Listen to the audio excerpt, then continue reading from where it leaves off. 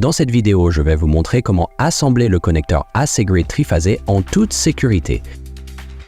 Des connecteurs mal intégrés ou mal sertis peuvent entraîner une perte de puissance et des risques d'incendie dans l'ensemble du système. Voyons donc ensemble les étapes de la préparation d'un connecteur. Nous allons passer en revue les étapes pour préparer le connecteur. Ici, vous pouvez voir les pièces de notre connecteur AC Grid. Vous aurez également besoin d'une pince à sertir et d'un tournevis cruciforme. Nous avons ce câble 10 mm carré 5AWG. Il s'agit d'un câble triphasé avec neutre, terre, phase 3, phase 2 et phase 1. Les pièces ont été rangées dans l'ordre où nous les utiliserons. Ok, commençons. Placez la première pièce et poussez-la aussi loin que vous le pouvez. J'aime le placer à environ 20 cm de distance pour me donner un peu d'espace. Ensuite, placez le bouchon d'étanchéité. Il doit être à environ 10 cm de l'extrémité du câble.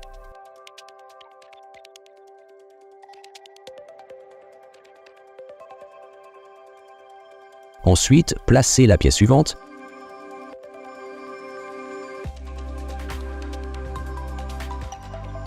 Nous avons un numéro de désignation pour chaque trou sur le connecteur. Les phases sont repérées directement à partir du disjoncteur principal. Assurez-vous de vérifier le disjoncteur et d'aligner les couleurs. Assurez-vous que la phase 3 du disjoncteur est la phase 3 ici. Vous avez besoin d'un tournevis cruciforme. Les vis sont ici. Nous les dévissons. Assurez-vous de sertir les câbles en forme ronde avant de passer à l'étape suivante. Maintenant, assemblons notre connecteur.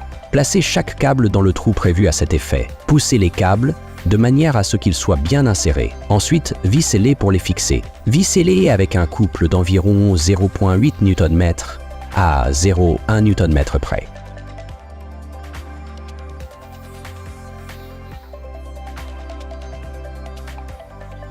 Tirez légèrement sur chaque fil pour vous assurer qu'il est solidement fixé.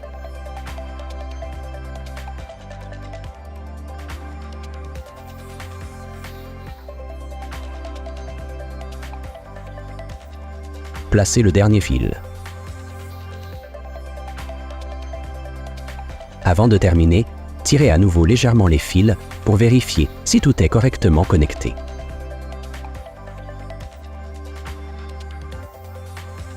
Ramenez les composants entre eux. Faites correspondre les fentes à l'intérieur des pièces du connecteur tout en les rassemblant. Ici, j'en ai une et là, j'en ai deux.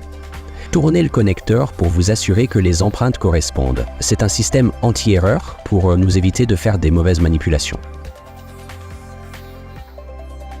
Maintenant, je peux le fermer. Assurez-vous d'appuyer jusqu'à ce que vous entendiez le clic.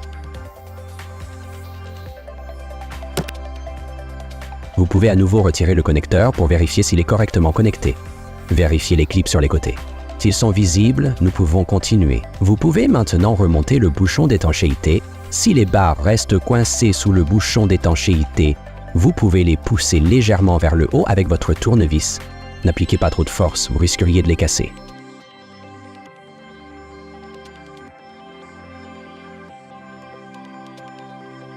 Une fois cela fait, amenez le dernier composant du connecteur.